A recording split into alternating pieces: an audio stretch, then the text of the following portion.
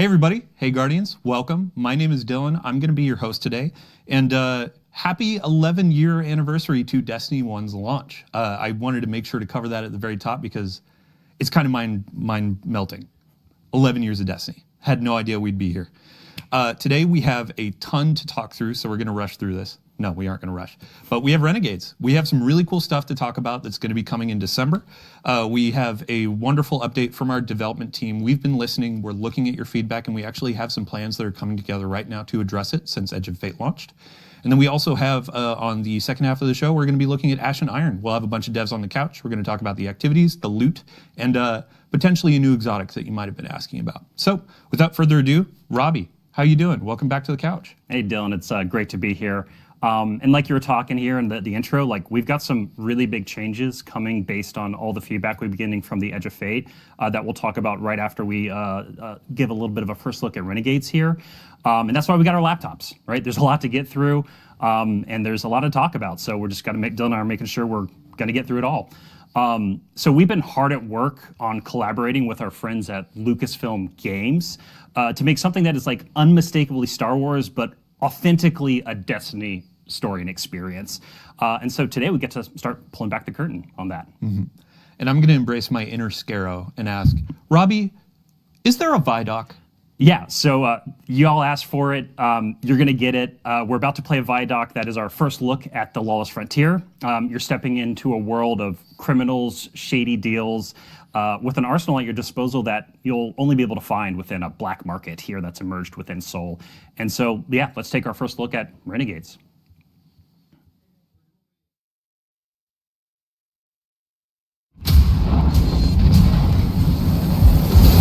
Seeing how stunningly Star Wars it felt was electric.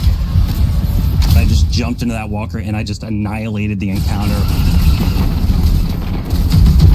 Squeezing that trigger and feeling that blaster just go off, it was like a whole new world opened up for me. There's something really special here that we haven't really done in Destiny before. That ignition, that hiss, that sound. Oh, it's like that. Okay.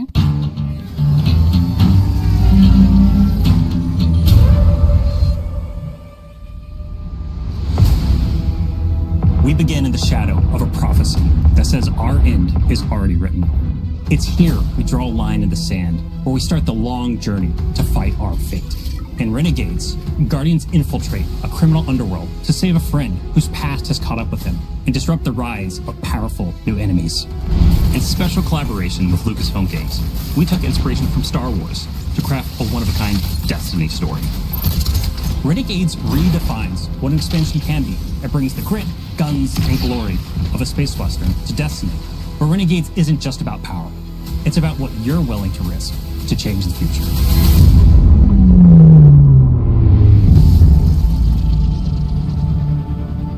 The folks at Lucasfilm were such great collaborators. They understood that in order for this to work, we had to find where the Venn diagram of our two stories meet.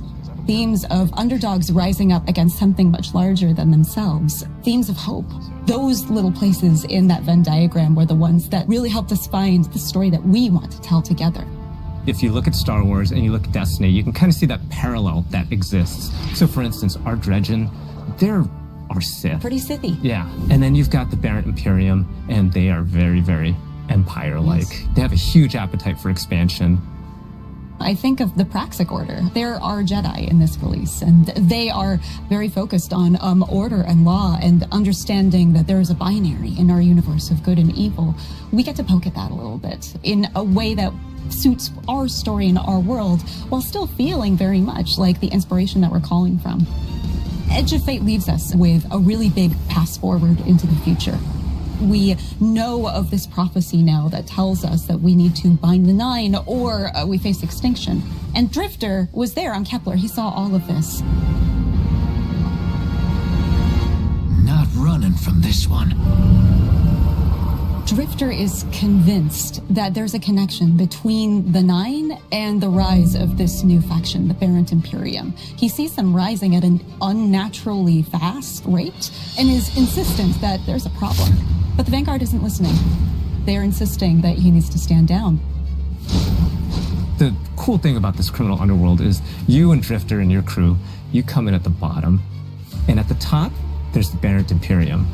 You need to work with all these crooked criminal syndicates in between, earning your power, building up the notoriety, getting the gear that you need to take down that powerful Imperium at the top.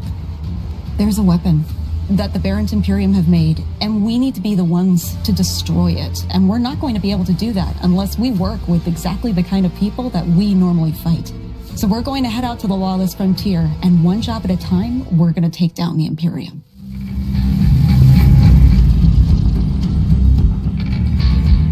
The lawless frontier is filled with big, chaotic, cooperative activities. You're going to choose the job, you're going to choose which renegade abilities you're going to take into those jobs, and then you're going to drop into the action with your team, smash up those objectives, get as many riches and treasures as you can, and then get out or die trying.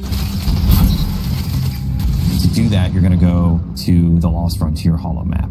You'll see Mars, Europa, and Venus with swamps that are very reminiscent of Dagobah. There's some hints of Hoth in Europa, right? Yeah. For fans of both Star Wars and Destiny, like Mars, which is some pits that are very reminiscent of Sarlacc pits, and you don't want to fall into them, you'll die. These are Destiny locations. It's just we're taking inspiration from some of these iconic places in Star Wars. Let's say we go to Mars, and you're going to pick a bounty hunting job for the Fallen to take out some Cabal.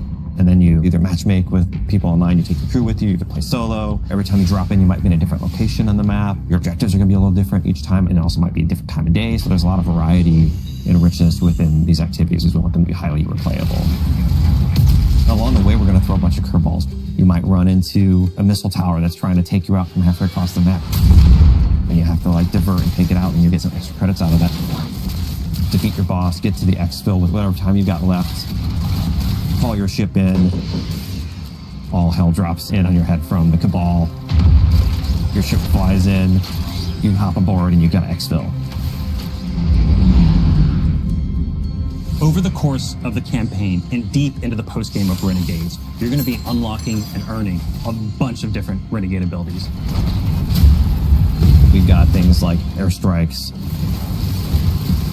Cabal drop pods, vehicles like the Cabal walkers, interceptors, swoop bikes, turrets. We've got 9 abilities, 7 upgrades.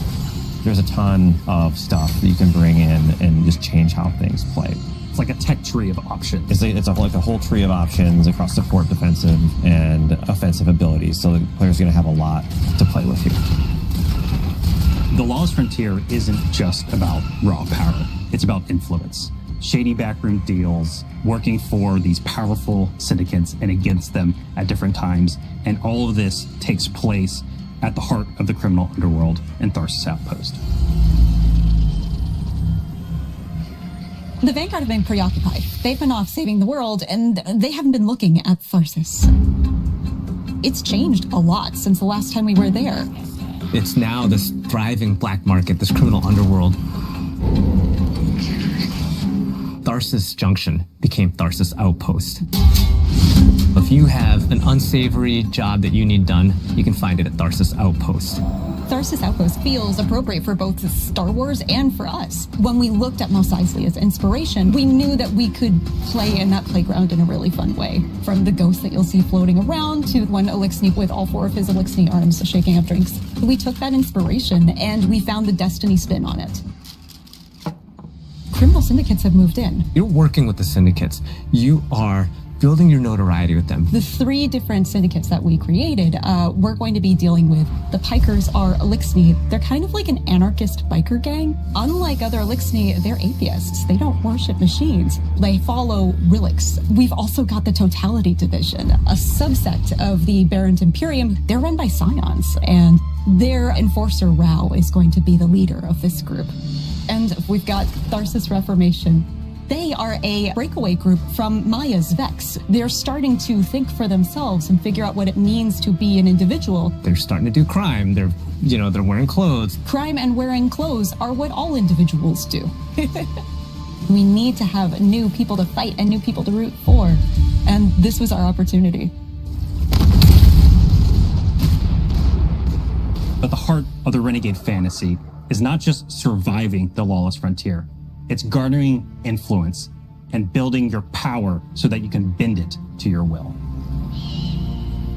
In the end game, you get the best weapons, the best armor, the coolest exclusive cosmetics. You're going to need to work with the syndicates to increase your notoriety by completing jobs successfully alone or with a crew, and then doing so you'll unlock our highest risk, highest reward jobs, and at the same time you're going to have the ability to do the special job that'll take you off planet to the dungeon.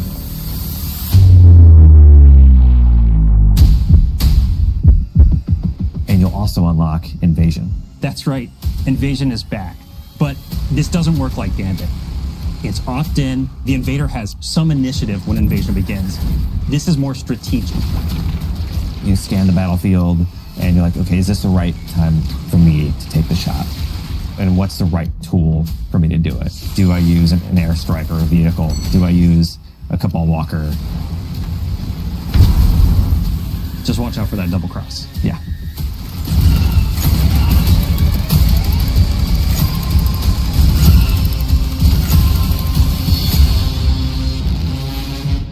Renegades marks the Guardian's descent into a criminal underworld.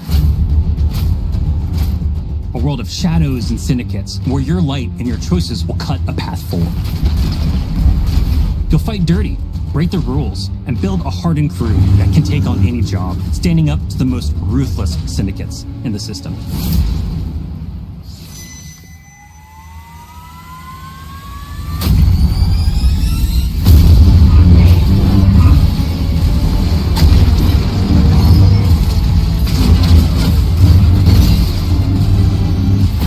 Even in the darkest corners of this world, there's still a glimmer of hope. Guardians will have to find their own version of balance between loyalty and survival, between power and purpose. Because there's more at play than credits and contracts. Forces are on the move, ones that see you not just as a player, but as a piece on the board. To change the future, you'll have to become the one thing they never saw coming.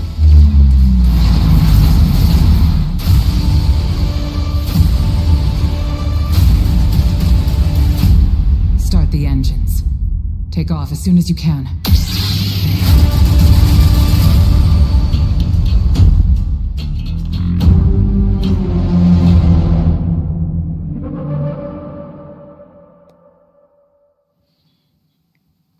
All right, welcome back. Sorry, I love Vidocs. I gotta stop looking at chat.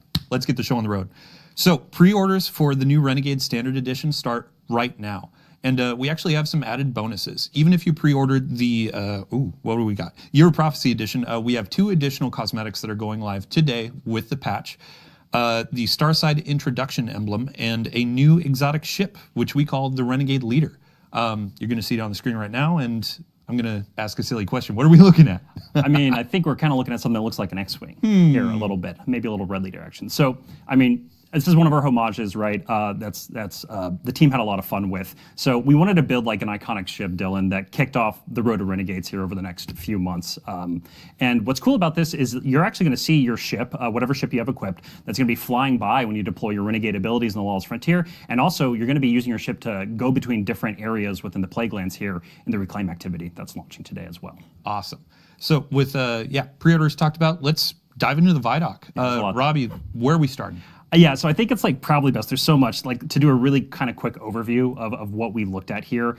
So Renegades thrust you and your crew into the heart of a lawless frontier that's emerged around Mars, Europa, and Venus, all new locations across those places. And you're trying to keep up with Drifter, ultimately, who's chasing startling visions of calamity and rumors of a powerful new Cabal faction that's rising, the Baron Imperium. That Imperium's installed themselves as top dog in the criminal underworld, and Drifter's convinced that the Nine is involved with the Imperium's rapid growth. It wouldn't be the first time the Nine have meddled in the background and done some crazy things with Cabal-related enemies. Anyway, so to deal with the Imperium, you're going to take on the role of a renegade. As a guardian, you're going to smuggle, sabotage, bounty hunt your way to the top of the lawless frontier, and that means you're going to be working with the shady syndicates to build your influence within Tharsis. But ultimately, like, this is for the right reason. You're being the bad guy to do the right thing because you can't really ignore this prophecy of extinction that showed up at the end of Edge of right. Fate. Yeah. So, I mean, you mentioned Drifter. We have a pretty stellar cast here, and there was a new character that we showed off in there. Yeah, we showed one of our new characters. That's a new member of your crew who comes from the Praxis Order, actually. And they've been tasked with tracking down reports of dredging activity across the Lawless Frontier. And they've also been tasked with keeping an eye on Drifter because he's been seeing and saying some crazy stuff lately. And this is all being done in defiance of the Vanguard. So this Praxis Order is kind of here to kind of be oversight of everything that's happening. We've got a bunch of new villains too, alongside the criminal syndicates and their bosses. We just don't want to spoil too much right now. We're going to have more on the story closer to launch. All right. So we've got smuggling, sabotaging, bounty hunting, wearing clothes, doing crime. It's important. Let's talk about the gameplay. Yeah, so being an individual means crimes and clothes. We've established that going forward. So one thing to like make sure is clear here, like in the campaign that has a bunch of story missions, it's going to introduce you to also the jobs that you'll be taking in addition to those story missions within the Lawless Frontier. So you'll be kind of climbing the ranks of the criminal underworld here because the syndicates are not going to trust you out the gate. You kind of have to garner influence with them before they're going to help you out in dealing with the Imperium. And so then at the conclusion of the campaign, once that Imperium's chokehold is kind of loosened on Tharsis and the Lawless Frontier, you unintentionally kick off a turf war between the three syndicates because now they're all vying for power because you kind of toppled the top dog of their power hierarchy. Yeah. And so let's talk about this. In December, the Lawless Frontier is coming. It's not just like a concept. It's an activity. Yeah, and I know we're showing something on screen right now that like is like when you go through this like daily ritual of dealing with contested territory, you'll be able to like target the syndicate you want to kind of like take down in that moment. But ultimately, the Lawless Frontier is a new activity where you'll be carrying out a variety of those missions, those smuggle, bounty hunt, sabotaging. I think you kind of can tell what they're going to be all about just with the name of them. And this is you just partnering with and against the syndicates. And so it's fast, it's tactical, and it's going to throw a ton of enemies and a variety of objectives within each of these jobs at your fire team in new locations across Mars, Europa, and Venus. This is all about big, chaotic co-op action within the Lawless Frontier. Yeah. Cool. And then when you're working with the syndicates, like I expect to be paid when I take on a job. Like, what are they going to be giving us? Every criminal does. Yeah, right. You know what I mean? So, well, like one thing just to like talk about at the top, because Tom and I are really excited about this, the creative lead on Renegades. The Cabal have been dropping pods on your head for like 8 years now, something like that. And so with one of our Renegade abilities, we kind of get to turn the table on the Cabal and drop one on them. It also supplies you some ammo and stuff too, some nice convenience there. But the campaign ultimately like introduce you to a number of these abilities. And the Turf War, you'll actually choose which syndicates you want to pledge to in order to unlock more abilities and a bigger suite of upgrades. Also, depending on which syndicate you're pledged to, there will be other bonuses and weekly shipments coming into Tharsis as well that you get to take advantage of. And so one thing I want to note too is that all of these Renegade abilities that we're talking about in the Vidoc, they're purely additive to your subclass abilities. The Renegade abilities do not override any of your other Guardian abilities. So like your super, your melee, your grenade, that's all at your disposal on top of these Renegade abilities.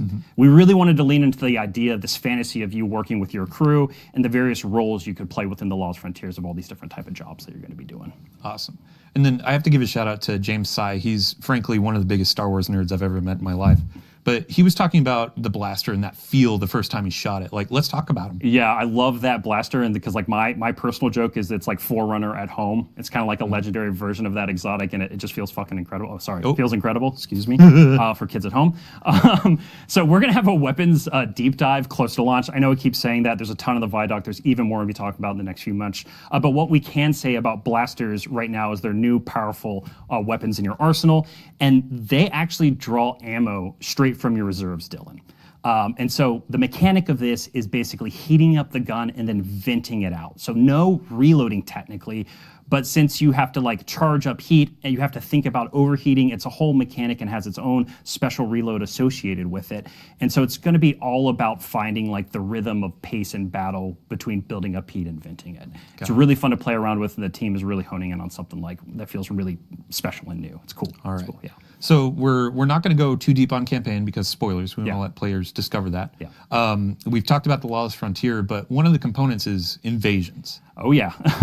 So you're going to unlock Invasion as part of that turf war we've been talking about. And the syndicates are like reaching out to you and they're giving you contracts to play Hitman against other Guardian crews. So it's 1 versus 3. It's you versus a Guardian crew on the Lawless Frontier.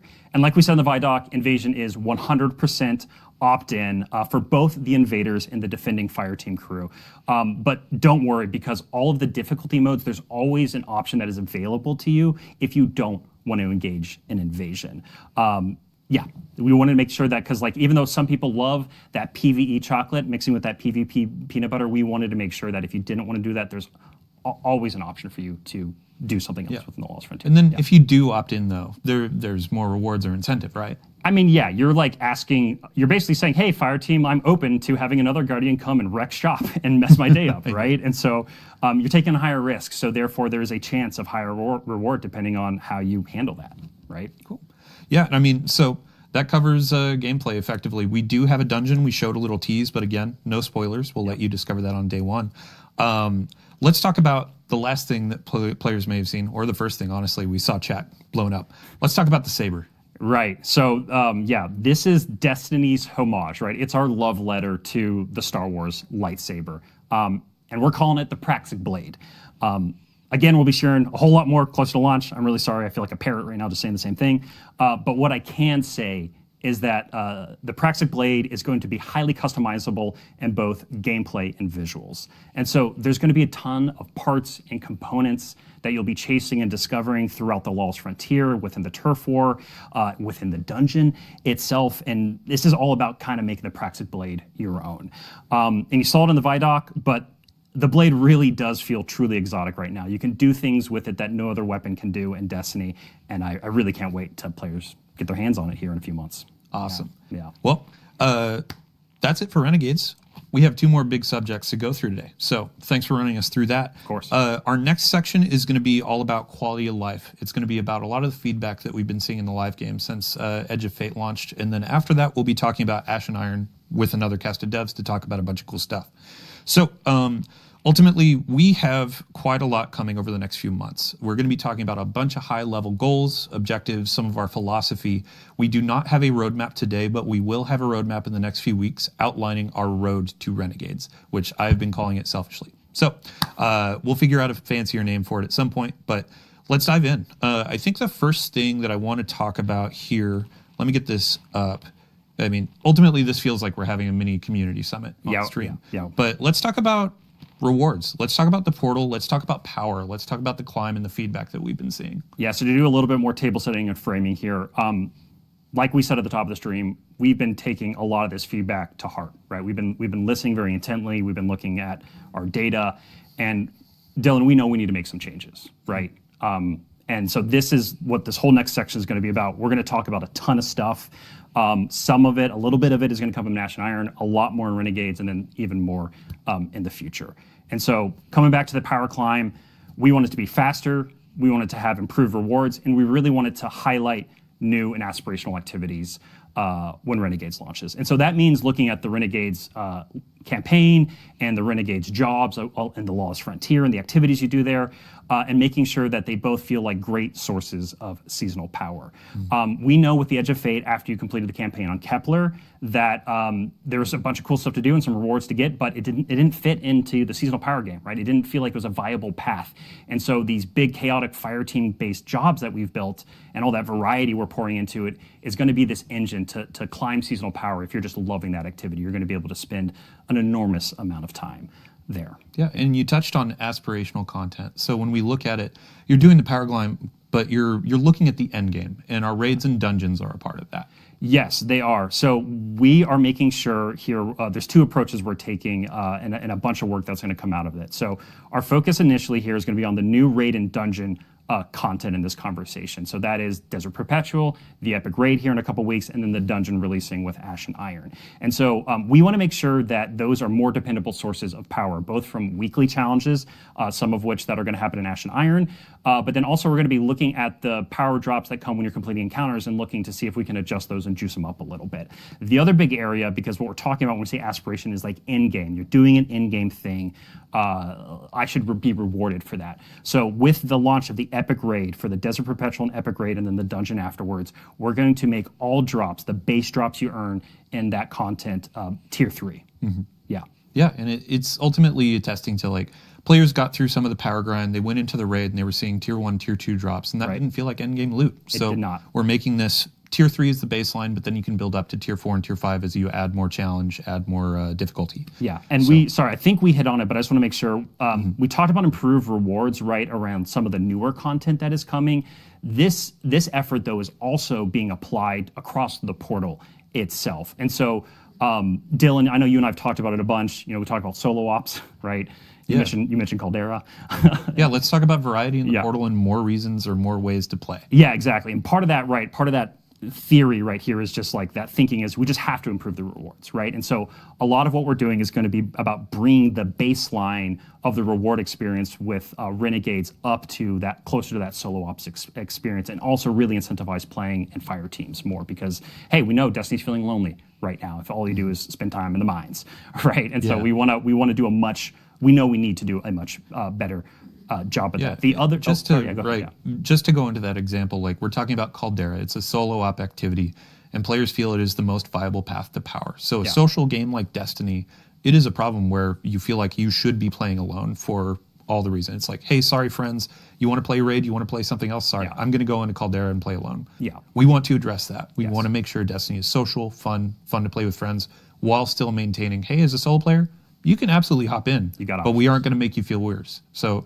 example there too, we said, hey, we're going to tone down Caldera and solo ops. We're actually reverting that. We had announced it, we're taking that back, and as you said, that's the new benchmark. We're going to raise things up to feel like Caldera and feel rewarding like solo ops. Yeah, and we've already talked about that. We're going to do some of that in Ash and Iron. One of the other things we're looking at doing in Ash and Iron right now is taking our bonus engrams and having them just more consistently award power deeper into the climb and adjusting that. We're also, this is a good segue, I think, kind of into our next area where we can talk more about reworks we're going to be doing within the game and some changes we're making. So the other thing we're going to be doing with bonus engrams when Renegades launches is they're going to feed more into a weekly ritual. A thing that when it launches, there's a bunch of stuff to do that's going to accelerate you into power climb. Yeah, I mean, let's talk about the effectively weekly reset curated activities from Bungie. So you have a moment each week of, let's hop into raid night. Let's do Grandmasters, things like that. Yeah, so the thing you're speaking to, Dylan, the thing we talk about a lot is like, clan night, raid night, right? We got to get that feeling of hey, I log in on Tuesday and there's just like a bunch of stuff to look forward to. And so a few ways we're going to do that is one with a new system that we're calling Vanguard orders that comes out in Renegades. So Vanguard orders are actually this like new objective system where you're going to be, and we should have a mock-up on screen right now. It looks like our monitor isn't showing the exact right thing, just our place in the studio, so I'm just going to assume it's working. And so within these Vanguard orders, you're going to have all these different objectives that you can do, and you don't have to pick these up like bounties, right? These are things that will just be automatically granted to you when you log into the portal. And then what's really cool about these is that they pull some of that like Destiny 1 bounty vibe, where as you complete an order on the left-hand side of the screen of this mock-up here, you will actually roll. You can roll on higher tier orders, like a legendary order that will give you consistent rewards, or an exotic tier order that can give you exotic tier rewards. And so this is all about just creating a bunch more like little moments of variety within the portal and these different little objectives that you can do. We already touched on bonus engrams a little bit and how we're going to be reworking those even more with Renegades launches to feed into that idea of like, look at all these things in the portal. I know if I go and gobble up all the green engrams, I'm accelerating on my power climb, and that's much easier and clearer for players to understand. But the other place that we've been getting a ton of feedback on, and we're going to be making changes to, is the weekly conquests, basically. So right now, we have the concept of the conquest as a milestone on your seasonal power journey, and it gives you like a massive, like big dump of rewards. We are going to be making those we're going to be making it repeatable, but then there's going to be a weekly reward for them. There's no way for us, honestly, to balance the crazy amount of rewards you get from the milestones, but we're going to make sure we incentivize them and create a weekly version. And we actually have a change going live today to make conquests repeatable, but the rewards component is what we need to focus on for a future update. Yeah, and Dylan, you and I were talking about this a bunch over the last couple of days. Is like we want to get back to that. Like we want to get conquest closer to that GM feeling, to that Grandmaster Nightfall feeling of the past, and that's kind of like our little North Star for that. Yep. The other big thing too that we've been listening to feedback on and we're moving really, really fast on right now is getting weekly legacy raid and dungeon content as like a tunnel from the portal to that. So to set expectations here with Renegades, this is going to first come in the form of, hey, reasons to play this content, to do like weekly challenges and earn powerful rewards from them, right? Again, we want this weekly reset. We want you to clearly know when you log in, here's a bunch of stuff to look forward to play with your friends and others. The reason I have to set expectations, though, is like we hear the feedback about wanting the gear reprised from raids and dungeons. Dylan, if we could just like flip a switch and make that happen, I think we'd be more than happy to do that. But it's just not that simple. There's a bunch of work that goes into actually creating the new gear and the gear tiers, and so we are going to be looking to make the reward experience of Legacy and Raid dungeons better as time goes on. Our first focus is making it fit into that weekly reset and into that power climb. Yeah. And we have our first step today with dungeon lairs. In the portal, there are going to be three encounters coming from Legacy dungeon content. You can get power bumps from those. You can get portal gear from those, but we hear the feedback on general rewards. Yes. So, yeah. Yeah. We're gonna be looking to add more to this, like what this weekly ritual feels like. These are the areas we are targeting initially here for Renegades. All right, so let's move on to our final two subjects. Really are centered around sandbox. Yeah. First of which is going to be build crafting, and then the second is around just our general approach to balance. So we have another list here of. Honestly, we've been getting a ton of feedback around featured gear. We've been getting feedback around like legendary weapon tiering. What are we changing? Yeah, so this whole space is about expanding build crafting and gear chase. And we hear y'all. Like we hear that featured gear is far too restrictive for how you're playing the game right now. And so one of the big changes we're making is all exotic weapons and armor are going to be featured gear starting in Renegades. Mm-hmm. So the class items, your prismatic builds, they're back on the table. You don't have to worry about it anymore. You're not having to think about what exotic you put on. It's all about what build you want to craft, right? The other thing that we've been listening to a lot when it comes to the gear chase is like, hey, you might earn a tier 1, 2, or 3 weapon, a roll of a weapon you really love, your personal god roll, or the community saying this is a god roll. And you're looking at that and you're like, man, it's cool, but like it's not that top tier, right? And so in Shadow and Order, which is our major update coming after Renegades, you're going to be able to enhance the tier of your legendary weapons all the way from tier 1 to tier 5 with a new currency and a new feature that we're building for those. Again, this is all about expanding that gear chase. Yeah. And before we get ahead of ourselves, like as a player, and I'm guessing in chat, people are saying, oh, so I should be keeping my tier 1, tier 2, tier 3 weapons. Where am I going to put these? What's going on with vault space? Yeah, so with Renegades, we are going to give you more vault space. That is the thing we're going to be doing. And also the team is working on a pretty big update to improve the sorting and filtering of just using your vault in-game as well. Mm-hmm. Yeah, we'll have many more details in the coming weeks and months when we get this roadmap together. But our final note in this section before we go to balance is the portal scoring. Yes, yeah. So right now with the featured and new gear, there is just an intrinsic bonus that you get for wearing that gear. I guess it's extrinsic because we're asking you to put it on. But anyway, if you have it on, you get a score bonus in the portal, which means you're not only thinking about like activity customization, your build, but also now you have to think about the score too, and like, should I wear this or not in order to chase the high score? And for the vast majority of the experiences in the portal, we think that's just too much complexity right now. And so we are sunsetting that idea. Mm-hmm. And so again, this is going to drastically open up the space for you to basically use whatever you want in the vast majority of things you play inside of the portal when you're chasing gear and doing that power climb. Yeah. And a North Star for this, when y'all were talking about it, we've had a ton of conversations with the dev team, is like, there's a lot of feeling of I'm playing Destiny the wrong way, and this was contributing to it because I had to think, oh, if I put this armor on, it's wrong. This helps that out and gets you into the fun faster. Yes, so. And then, like, we do believe and see a space for ways to highlight gear and exotics and things like that. Stuff we've done with the artifact for a while now. We want it to be part of the game because I think, pushing people off of the super hot stuff is really healthy sometimes to just have more fun and experiment with things. But we know that we need to find ways to make this feel like a bonus and more excitement to do it versus what we currently have now, which is why we're making these changes. Awesome.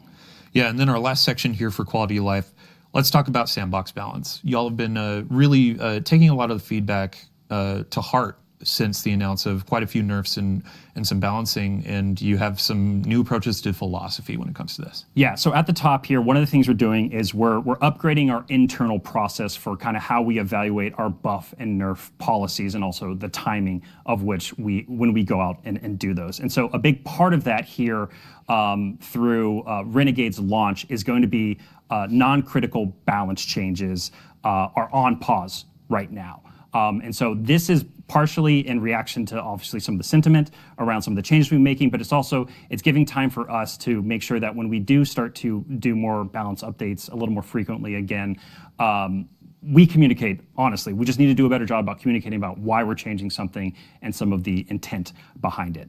And the reason I speak about this, because you asked me this a couple times in our rehearsal, Dylan, it's like, what does non-critical mean? Sorry, I'm taking your words here. No. I'm just on a roll.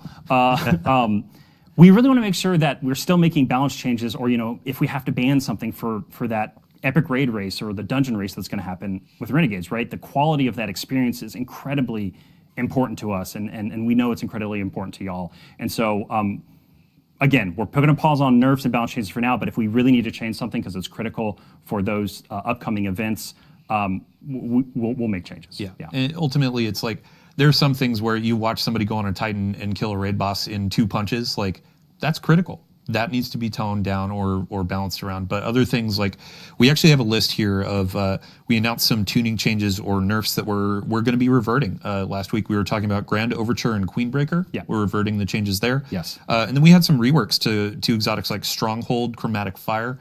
We're going to be reverting those. And then as a part of this new initiative where we're looking at our philosophy, reevaluating how we do these things, we'll be looking how we approach it and how we communicate it. Yes. So exactly. Cool. And then final note to end on a high, honestly, like we've been talking about nerfs and all that. Let's talk about buffs. Yeah, of course. Yeah. So we've got some buffs. We've been working with the gameplay team around supers and subclasses that are going to be coming, some with Ash and Iron here in October, but then also in December with Renegades. And I think you've been talking with them a little more closely actually in the last 24 hours. Yeah. Big thank you to Ben Womack, Eric Smith, Sandbox team. A couple notes, like we saw a thread where folks were saying, hey, the original 3 supers that launched with Destiny 11 years ago, happy birthday. Yeah. They feel a bit undertuned. And I saw a note where it's like Word of Dawn, Titan Bubble, that needs to be brought up.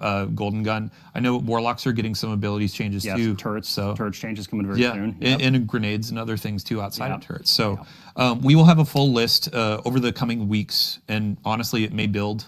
We need to get our roadmap together so we know exactly which hot fixes, updates they're going to be rolling out in. But we'll be as transparent as possible with you. So to really end it and get into the awesome Ash and Iron content, thank you again to everybody that's been giving us feedback. Thank you to everybody that's been playing and diving into all the changes. We know some need work, and we're going to be doing that. We've been listening, and now we're getting through the planning stages, and we're executing on a bunch of changes over the next few updates and beyond Renegades. So, Robbie, thank you for joining us. As we're going into Ash and Iron, we got to get the couch full of new devs. Yep. So, thank you so much. Thanks for having me. And we're listening, and we're going to keep responding to the feedback. So thank you all so much. And let's get some more people on the couch. I've been talking too much. Yeah, you brought up Vidoc. We have a trailer for Ash and Iron roll. Let's do it. The Conductor's forces are rampant in the Plague Lands. We're sending you in to investigate and take action. Be ready for anything. To the next assault point.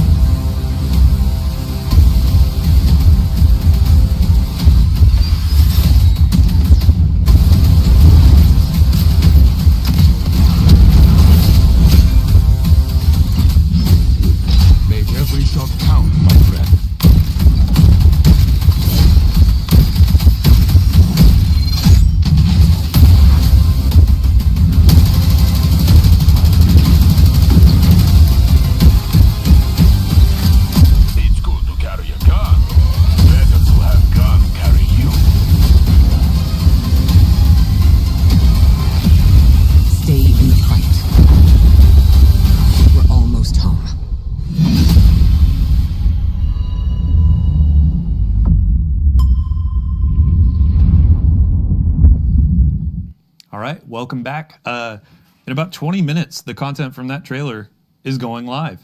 Let's talk about Ash and Iron. We have a bunch of really cool stuff coming with a new activity called Reclaim. We have a new introductory activity that's going to be giving you some insight into the narrative. We also have an exotic mission coming in October. Team's finishing up on that, and we're super excited for the weapon that's associated with that. And we actually have some updates to recurring events like Iron Banner, Arms Week, Festival of the Lost, and more. So without further ado, hello, welcome to our couch, wonderful developers. Some of you have been here before, but Noah, first on the couch, this is your first time. Yeah, no, I'm super happy to be here. Yeah, welcome. For folks to learn who you are, Yeah. who are you? What do you do? What's your title? Yeah, my name's Noah Pearson. I'm an associate sandbox designer here at Bungie. While my title is like officially working on the armor team, I do work in exotic armor from time to time, but you find me more commonly working on the seasonal artifacts, like the one for Heresy, the current one for Season of Reclamation. Both those are mine. But I've also branched out and I've gotten to do a pretty cool exotic weapon in this release as well. Awesome. Next on the couch, Jerome, welcome back. Thank you very much. Glad to be here. Yeah, really quick, let's get a summary. Who are you? What do you do? I'm Jerome. I'm a narrative lead, so we do the lore, we do the dialogue, we do the cutscenes, and we plan the overall story for Destiny 2. Awesome. Last but not least, Clayton. Hey. Welcome back. I believe you were last here for Revenant and Into the Light. Yep. Yeah. For folks that may have missed out on those streams, who are you? What do you do? Yeah, so I'm a design lead here for the activities and events area on Destiny 2, and in the past I've been activity designer or feature owner for activities like Onslaught or Coil or Seraph Shield. So it's been really fun getting my hands dirty in different types of activities and bringing those experiences to the players. Awesome. Thank you so much. So as we're diving through some stuff, we already have gameplay rolling. This is our new activity, Reclaim. But Jerome, let's talk about narrative. How are things kicking off?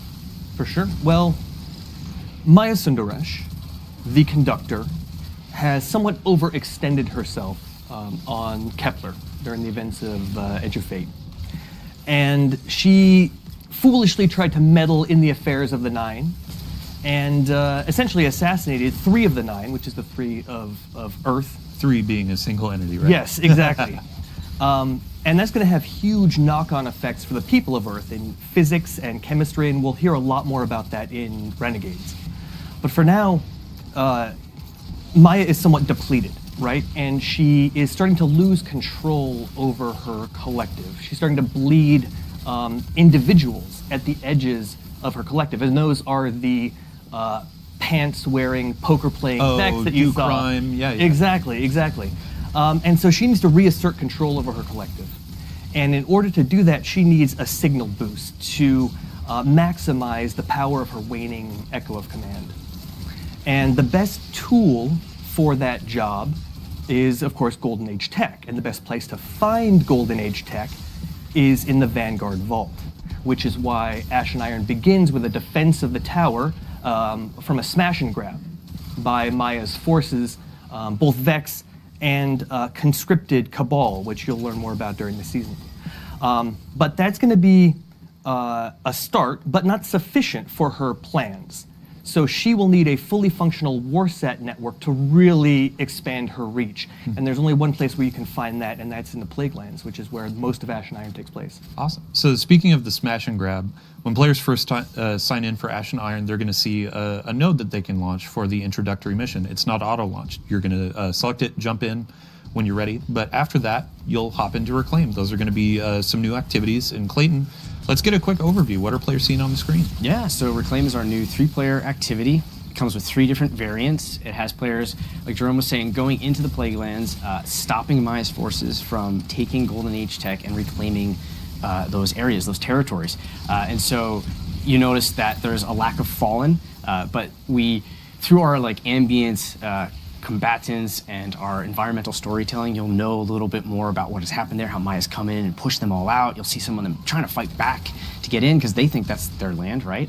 And as a player, you're trying to go in there and play in a similar way that you might find like Overthrow, where we took a lot of inspiration from. So you get to choose how you want to fill that progress bar. Do you want to finish a bunch of encounters that are randomly generated, which adds to a bunch of replayability?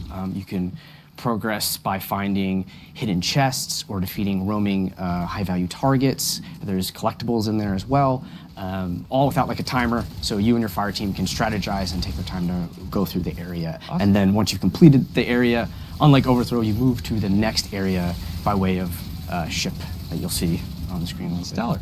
Yeah. And I was talking to our gameplay folks before this launched, and we talked a bit about there's a bit of like nether DNA in here, where you have your main objectives, and then you can find things throughout the area as well. Thanks for reminding me. Yeah, we have Vivian went ham and gave us these like quite frankly unbalanced buffs that will have a rare chance of spawning, and you get to choose which one. One example is that if you choose it, you'll just be radiant and what is the other? Radiant and amplified. Thank you. Yeah, just the whole time. So, yeah, have fun choosing between these crazy buffs and using them to finish the activity. Awesome. And when we're talking about collectibles, there's going to be some lore collectibles too, correct? Absolutely. We're continuing the pass forward from the previous expansion, and those lore drops will tell players a lot about what to expect in Renegades, both in the cast and the themes. Though it's not explicit, so they'll have to use a little detective work, we hope, but it will give a lot of information about what's to come. Got it. So these are going to be like the data pads you find in the portal. Exactly. Awesome. Yeah, so I mean, let's talk about weapons. Let's talk about the loot. And Noah, now it's time for the spotlight to go on you. Yeah. First up, let's talk about the exotic that's going to be in the rewards pass for Ash and Yeah. Iron. This is going to be our pulse rifle. Yeah, so Noon Malpais is going to be our reward pass exotic for this release. Obviously, with the Edge of Fate, we released a rocket frame pulse rifle, Mint Retrograde, that people have really taken to a liking for. And we kind of took a look at that and we're like, well, what's a cool way to one-up that and like plus one it for an exotic? So you may notice from the gameplay that this rocket pulse doesn't just shoot like the micro rockets, it shoots sticky bombs. And these will stick onto the environment, they'll stick onto enemies, and when you hold down your special reload button, they'll pop like little firecrackers. And it's really fun to just sort of like spray them out across like a group of guys, and then you like turn around, walk away from them, and click the button, and have them like pop all behind you, because cool Guardians don't look at explosions. So this may say a lot about me as a person, but you can also stick these to your teammates, right? I guess you'll have to see. All right. Okay, so let's talk about the next exotic. This is going to be tied to an exotic mission that's coming out in October, and I can already see you kind of getting excited, like Vivian was excited for the crossbows that we added. Let's talk about the Iron Axe. Yeah, he kept me waiting, huh? Yeah, so the exotic mission, way back with Rise of Iron, like as a player, I remember like the YouTube videos coming out ahead of it of like YouTubers being like, hey, maybe Bungie's gonna give us this axe that's in the marketing, and like obviously didn't come to pass in that release, and like come final shape, Crows got it, and I, much like many people, were like, man, I want that axe. When's my turn? Like I want that thing. So when I heard that we were gonna be doing a little Return to the Plaguelands, it was like, I'm gonna twist whatever arms necessary to finally get the thing that I know I want and I've seen other people want for ages. So yeah, I can confirm that's no relic. That's our new exotic weapon. Thank you. Yeah, and I think for Clayton and Jerome, since this exotic mission, the team is finishing up the touches and really building this experience. It'll be launching in October. So let's just give a quick preview, no spoilers or no deep spoilers, about what's the premise. Yeah, as I mentioned earlier, Maya wants to expand her reach, and the best way to do that is like the same way you would with the Wi-Fi in your house. You need expanders, you need routers, right, to boost that signal.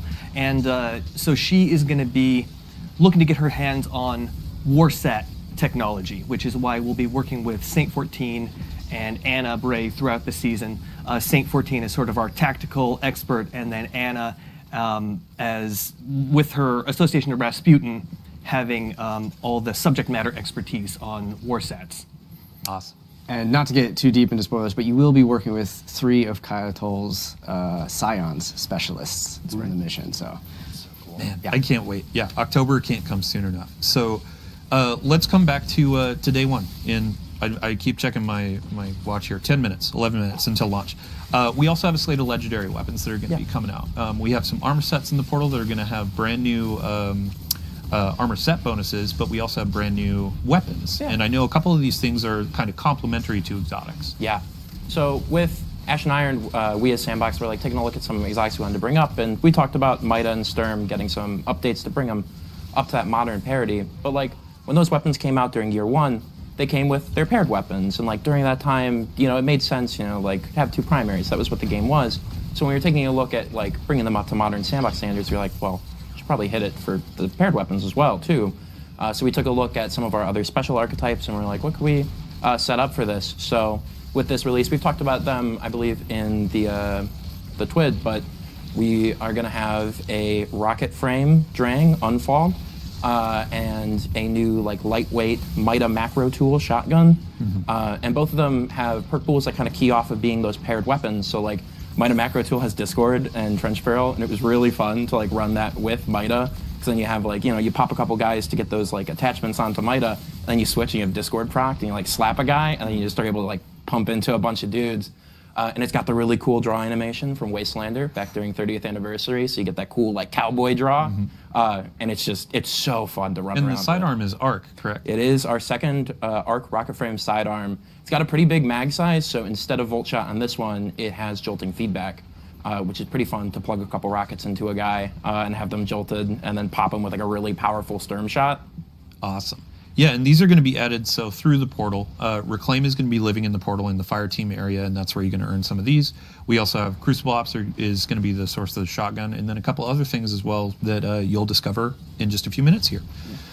So let's move on. Our last conversation, or our last topic of the day, is going to be around events, our recurring events. And the first thing that kicks off is actually a new one to celebrate Reclaim. And Clayton, what are we going to be doing today? Yeah, we're launching with New Territories Reclaim. It's a new standard event that will highlight a new activity.